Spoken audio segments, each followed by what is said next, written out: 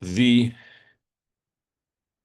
sin of the waters of strife is very mysterious. We know that something happened that's wrong. We know the punishment was very harsh, but it's not clear what really went wrong. And the proof that really we're totally unsure is that there are so many different interpretations that when you have a dozen interpretations in the commentaries, maybe more, explaining the same paragraph, the same passage in the Torah, clearly it's something that we're grasping with, that we're struggling with, that we're not really getting good explanation for, and that's why everyone is offering their own theories. So, um, yeah, throughout the ages, various explanations for this waters of strife, sin have been offered. In fact, Abarbanel, he is kind of collated them all. Um, and he came up with 12, yeah, including his own 12. And he lists them, the first the 11 and then his own interpretation.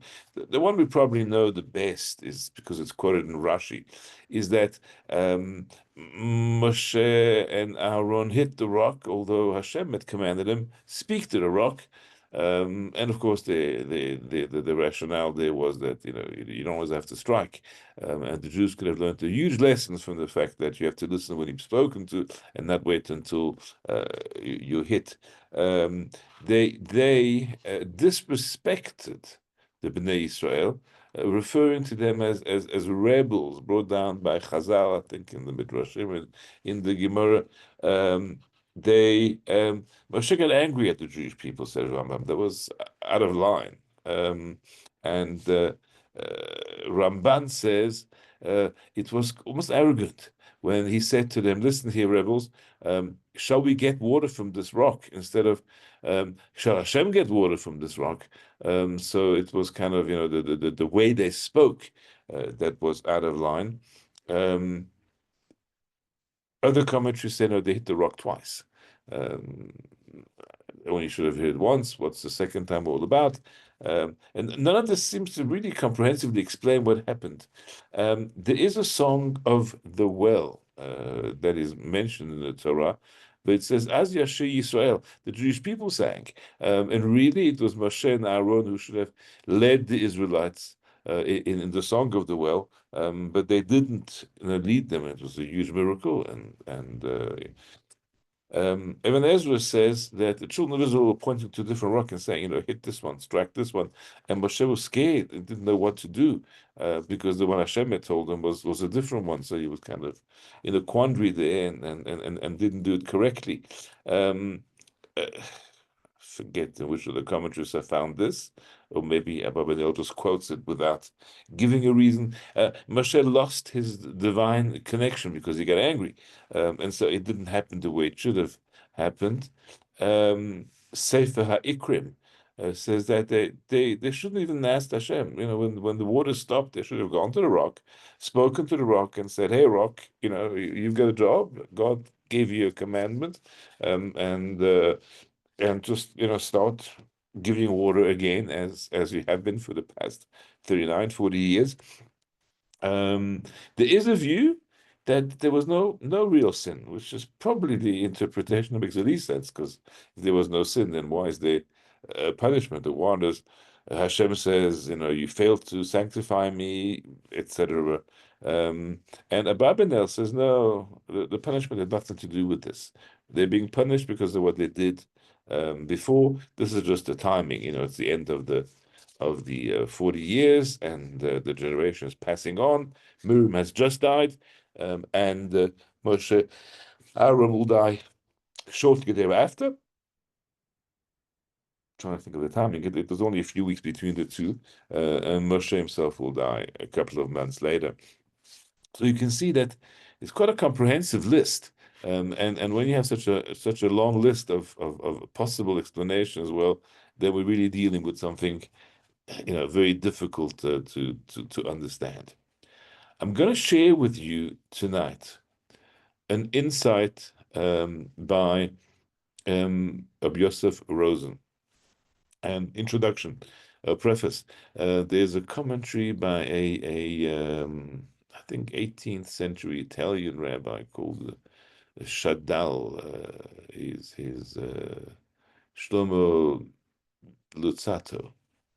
And he says, hey, Moshe and Aaron just went there, they hit the rock, and suddenly the commentaries get involved. And from one mistake, we've got 12. He says in some places more. And he quotes Abarbanel, and he says, so I'm very reluctant to offer my own interpretation, but then he goes ahead anyway. So then that ends up being 13. The Yosef Rosen is more contemporary, as in our era here, and he's going to add his own interpretation. But before we get to that, let's look at the actual text. So what happens here is that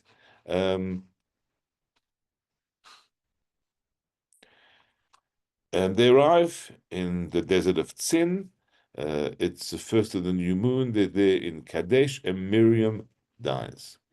And first a month, that's Chodesh Rishon, that's the month of Nisan. And Miriam dies there, she's buried there, and then the community was without water. And that's when we discover that, in fact, the so-called well of Miriam was actually Miriam's well, because they've had this water going with them for the past 40 years. And now they're discovering that it wasn't the merit of Miriam that they had this well all along. And because as soon as she dies, then there is no water. And of course, that causes a real crisis. What are we going to drink? So uh, they quarrel, they rebel. They go to Moshe and they said, "No, if only we had perished when their brothers perished at the instance of Hashem." No, that was much easier because the rest of the generation, they well, not the rest of the generation. Their generation is a new one. They're going to be entering into the Holy Land, but they're stuck there and in Kadesh. But the previous generation has all passed away, and it was not nice, but very peaceful. It was actually on the 9th of Av, anniversary of the rebellion of the spies, and they used to die peacefully. It was a large proportion, but it wasn't a traumatic. But dying by thirst doesn't sound like a very good idea. And why have you brought us to this wilderness? And now we're going to die here. Animals are going to die here.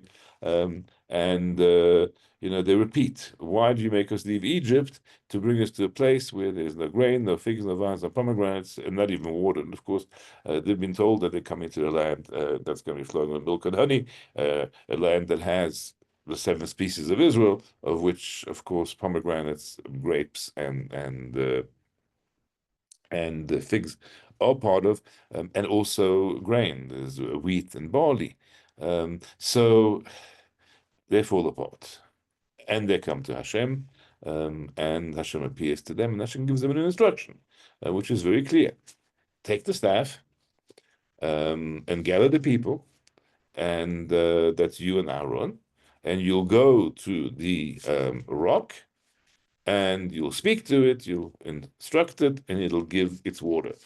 And you will be able to produce water from the rock and provide drink for the congregation and for their animals. So that's the instruction that Hashem gives. We're going to come back to that. Take the staff, gather the people, speak to the rock in front of them, and water will spring forth. And Moshe takes the staff from before God, as he'd been commanded, gathers the entire assembly in front of the rock, and that's the point at which he says, "Listen, you rebels, shall we get water for you out of this rock?" And at that point, I think is there. I think there's a verse missing where they've struck the rock twice, as I said, and water came up. And I'm missing a slide here, it seems. And that's the end of the story. Hashem says to them, "Sorry, you did not believe in me, you didn't trust in me, you didn't affirm my sanctity in the eyes of the Jewish people. Israel. Therefore, you're not leading this congregation to the land that I've given them, and these are the waters of strife, where the Jewish people quarreled with Hashem. whose sanctity was now affirmed through them. Um, end of of quotes from the parsha. Now, as I said to you, I'm going to look at commentary given by Rabbi Yosef Rogashover. Oh, sorry, try again. Rabbi Yosef Rosen, known as the Rogachover Gaon, or the Gaon of Rogachov. That's his birthplace. He was born in a town called Rogachov, which is in Belarus. He actually was the rabbi of a city called Dvinsk. He was there for many years, um, and and um the book that he wrote, the absolute genius, which is why he's referred to as a Gaon. And he wrote a series of books, all with the same name, Tzofnat Paneach. Tzofnat Paneach means a decipherer of secrets. And that phrase was first used by Pharaoh when he appointed Yosef as viceroy of Egypt, because he was able to decipher the secret of the dreams of Pharaoh and give amazing advice in terms of how Egypt would survive the crisis that lay ahead of them. And because of this, he gave him that name, the Cipher of Secrets. And Rabbi Yosef Rosen, same name, he chose that name for his book. So he's known as Tzoftat Panech, or as the Rogachover alternately. And he was in Dvinsk, in fact. In Dvinsk, there were two rabbis. There was a rabbi for the Hasidic community. That was just like in Israel, they have a Sephardi and Ashkenazi rabbi. In Europe of old, in cities where there were Hasidic and Lithuanian Misnagdic communities, they had two rabbis appointed. So the famous rabbi um, of Dvinsk on the other community, although the two rabbis got along amazingly, was Reb Meir Simcha. He was known as the Or Sameach, or also known by his other writing, the Meshech Chochmah. And there's a huge Kiruv movement in the Lithuanian community that's named after him, the Or Sameach movement. And in the same city, around the same time, was pre-war years, pre-World War II years, was Reb Yosef Rosen, who was the rabbi of the Hasidic community. He was an absolute genius, and he wrote prolifically, particularly responsa. I'm sharing his insight because it's brilliant, and it's a walk down a very interesting insight into what went wrong over here, but also because it becomes a much more subtle sin, and not the huge mountain that we always imagine something terrible happened over here. Um, it's very subtle, as we'll discover together on this journey down. Really two quotes from Sofnat Paneach, one in his responsa and the other in the book that he wrote on our parsha, on the book of Bamidbar. I'll spare you the actual text. It's very terse. He likes to use quotations to express himself rather than just write out the point in full. And a famous story, because he used quotations, just references, not even quotations, references, to make points, is that somebody had sent him a very impertinent and foolish question.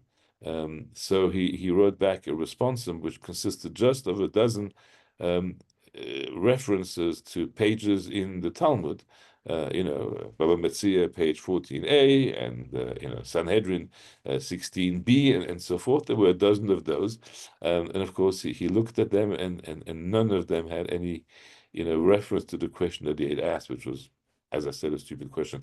It turns out, after he asked a lot of rabbis for advice, that these were 12 pages in the Talmud where the word shoteh, or fool, were actually mentioned on the page. So instead of calling him, you absolute idiot, how dare you even ask this question?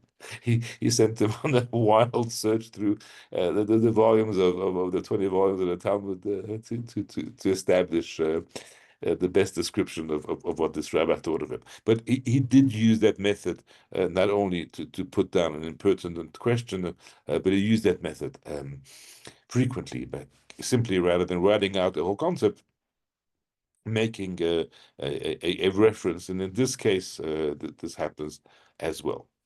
What does he tell us? He tells us that the instruction of Hashem had been, take the staff, kach et hamate. Okay, that is, where is it? The rod. Now, until very recently, the rod was Moshe's rod. That's the rod that had been used in Egypt. Many miracles had happened with this rod, and plagues and suffering in Egypt, the splitting of the sea. So, if one parsha ago had asked you which is the rod, the answer would be Moshe's rod. But the answer is not so obvious anymore. And this was a discussion in our share last week. There's a new rod, the rod of Aaron. And the rod of Aaron, of course, was the one that was placed in front of the Holy of Holies and that blossomed with leaves and almonds, and that proved that Aaron was rightfully appointed as Kohen Gadol. But now Moshe doesn't know when Hashem says the staff, which one does he mean? In his mind, the staff, and of course that's Moshe's. It's Moshe's mindset. He's humble.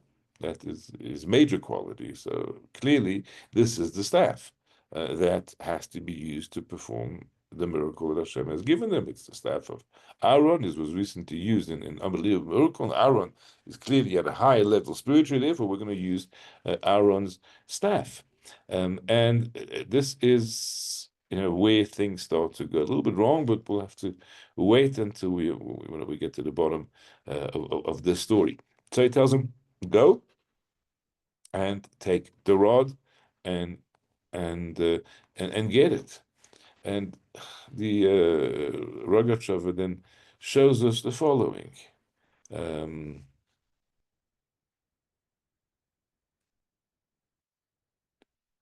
think I'm missing. Yeah, there we go. I think the slides are in the wrong order, but we'll get this right.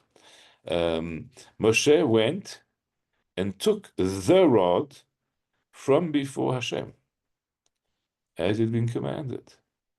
Where's Moshe's rod? Don't know. In his hand? In his tent? Wherever he left it. Where's Aaron's rod? Aaron's rod is before God. As we read in last week's parasha, after the miracle of the blossoming rod, Hashem said, place this, before the ark in the Holy of Holies. So Moshe had to enter into the Holy of Holies, take that rod, and it says he did as he had been commanded. So first of all, the fact that he took it from before Hashem, that's an indication that it was that rod, Aaron's rod. The fact that it uses the word kasher tzivahu, and the normal wording would have been kasher tziva Hashem, as God commanded. For example, just 7 lines further, the Torah records the death of Aaron. And it tells us that they went up on Hor HaHar, that's that mountain in Jordan, area of Petra. There's this mountain, which is a mountain, and there's a mountain on top of the mountain. And there it's believed that Aaron's tomb is, and there's a pilgrimage site that is visited by many at Hor HaHar. And there it uses the word just 7 lines further down. Moshe did kasher tziva Hashem, as God commanded. This is different. This is kasher tzivahu, as he commanded him. So kind of Hashem is almost being de-emphasized. Says the Rogatchover, it's because Moshe did as his perception of God's commandment was. That's why his name is there. Kasher tzivahu. Kasher tziva Hashem means doing what God is saying. Kasher tzivahu means that his own interpretation got in the way over here. says the Ragachova, and he makes a reference to the humility and sends us to a page in Talmud Gittin. There's a story of how the humility of a certain rabbi led to terrible consequences. I'm not going to go down the story, but it had to do with Kamsa bar Kamsa, and it's a famous story that maybe we can come back to when it comes to Tisha B'av, where that story kind of always features large, because the feast of Kamsa bar Kamsa led to a breakdown in the Jewish society, and to terrible things. And it mentions that one rabbi in particular acted in a very humble way, and that didn't have good consequences. So the Ragachov is hinting to the fact, and not calling Moshe fool, God forbid, but he's referring to his humility, and he's saying that that humility didn't have good consequences. Humility, because he chose Aaron's staff. Now, let's understand the difference between the two, and that has to do with their composition. And now I'm going to have to go do a bit of a search, but here is a description of the two staffs. There is Mechilta describing Moshe's staff, made of sapphire. Sapphire is a stone. It's a stone. It's rock. And precious, semi-precious. I think it's, I don't know what you would call it. It's expensive. And the Chilta says Moshe's staff was made of stone. The Midrash Agadol makes it very clear that Aaron's staff, and you can read it here, it's a bit convoluted in the reasoning, but clearly we're talking about tree. And the reference to last week's parashas, but the children of Israel take the staff from them, and there's a reference in Ezekiel, and looking back at the end, I have made the dry tree blossom, refers to Aaron, whose staff blossomed. So it was a tree that was no longer alive, it was no longer connected to its source, and yet, but it was tree, it was wood. And here, I need to share with you a important halachic concept. And it actually relates to the name of the parasha, the portion that we read this week is Chukat. And the first paragraph, the first chapter, chapter 19, deals with the laws of purity and impurity. And if something became defiled, tamei, it's going to need to be immersed in a mikveh. It's going to possibly need sprinkling of ashes of the red heifer, hence the whole concept of the para aduma. And so you need to have mikveh, a water, and red ashes, red heifer to be able to purify things. Now, let me tell you the halacha. It's put down in the Talmud Mikvaot that deals with the laws of mikveh. The law is as follows: when you build a mikveh, you must use material that is not susceptible to becoming impure. Rocks cannot become impure. Stone cannot become impure. Even if you've made a vessel out of it, like a staff, plate, rock, material, even cannot become impure. It's not susceptible to impurity. On the other hand, wood, if turned into a utensil, like the staff of Aaron, that would be susceptible to impurity. Now, where did they have a mikveh? In the desert, to take impure utensils and dip them. It was the well of Miriam. I always imagined a few drops gushing out of a rock. When I looked for an illustration of the well of Miriam, I kind of saw this little Moses standing in the in the front there, and a huge rock with massive quantities of water coming out, which actually that's how the Torah describes it in the verses we looked at earlier, as yes, water came gushing forth. And once the water went gushing forth, it kind of went all over the camp, and it could create mikvahs, either for utensils, then you don't need privacy, but they could also create areas where there will be a private area for humans to immerse themselves.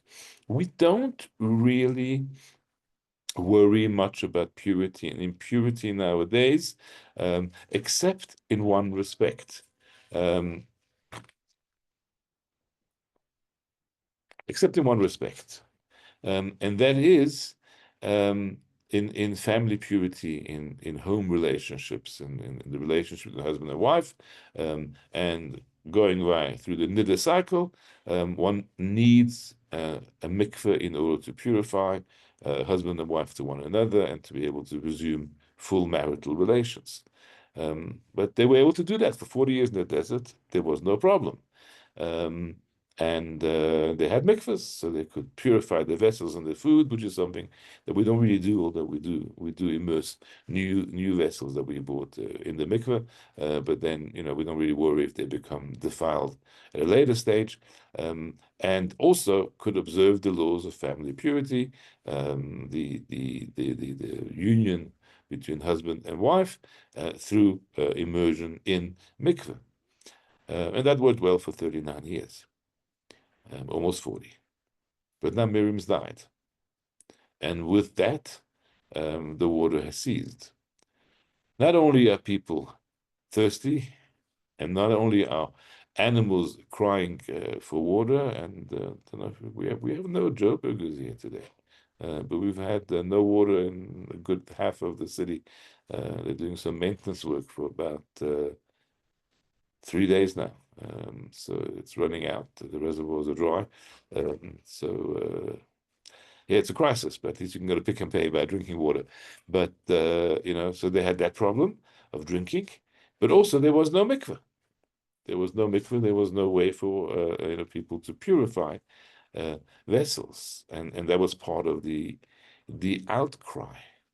The unification of a husband and a wife is in fact a sanctification of God's name. And I'm sure you've heard this if you've paid attention at the rabbi speeches under the chuppah, because it's something, it's a Gemara that gets quoted too much. Reference to Ish and Isha, or a man and a wife. The Yud the letters of Ish and Isha the same. We got the black letters Ish, fire, but then we have a Yud and a Hey. And of course, the union of a Yud and a Hey, when husband and wife come together, it creates something divine, which is, Yud and Hey are the first two letters of Hashem's name. It's not a rabbi made that up. That's actually a quote from the Talmud in Sota. And Rabbi Akiva says, when the husband and wife are worthy, divine presence is among them. And Rashi explains, for God divided his name, rested between them. The Yud and the man, that's Ish, and the Hey and the woman Isha. If they're worthy, the Shekhinah abides with them. So you got Kiddush, you got the sanctity of God when a husband and wife unite in a way that is done correctly. Of course, the commentaries are also quick to point out that if you remove the divine element in the marriage, or you end up with something very explosive, that's also in the Talmud, that's the word Eish, which is it's a reference to fire. So what does Moshe do wrong? Moshe uses the wrong staff. When he does that, the water gushes forth. There's drinking water, but there's no mikveh. Because as I mentioned, the mikveh must be created from utensils that are not susceptible to impurity. In modern mikveh building, we've discovered something amazing. PVC piping, plastic, is not susceptible to impurity. Old mikvehs were made from normal pipes, copper pipes. So that's a metal. The metal is susceptible to impurity.